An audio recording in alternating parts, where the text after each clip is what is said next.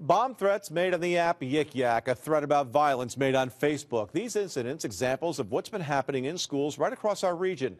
CBS 6 reporter Tori Wells learned how local schools monitor what's happening online and how they try to get in front of any potential disaster. Most schools you visit now have some kind of physical security. I'm going to have you sign in. It's no different here at Columbia High School in East Greenbush. We've invested not only in security cameras and police officers, but we've also invested in people, our kids. Principal John Sawchuk says it's that investment in people that's helped with another side of safety that's less tangible: threats, harassment, and bullying online. School safety expert Kenneth Trump says that's been increasing across the country. Threats that used to spread in hours and days are now spreading in seconds and minutes. His consulting firm tracked more than 300 school bomb threats, shooting threats, and acts of violence from August 2013 to January 2014. Most were false, but more than 1/3 of them were delivered by social media, email, or texting.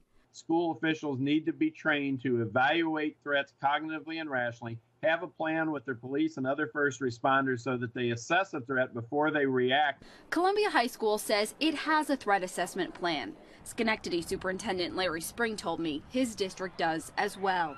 And they're not just focused on possible threats to schools. These administrators told me often it's conflict brewing online that they try to get in front of before it escalates. In a lot of instances, it means getting kids into mediation or some other sense of counseling or something like that.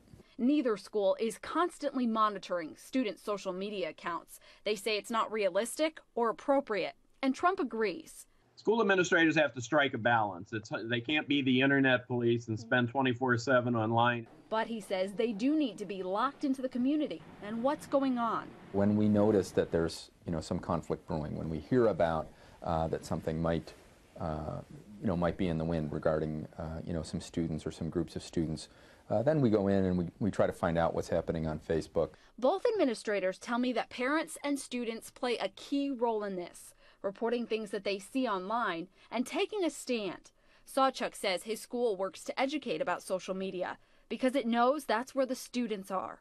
And he says it's been met with success. Incidents of discrimination or harassment have dropped, including those on social media. When kids come to school, they shouldn't have to think about that. They should have, the confidence that, this is a safe place for them to be. But they're a part of that. Tori Wells, CBS 6 News. New York State Police recently held a Twitter town hall about safety in schools and posted information about social media online. We've linked that to our story. It's on CBS6Albany.com.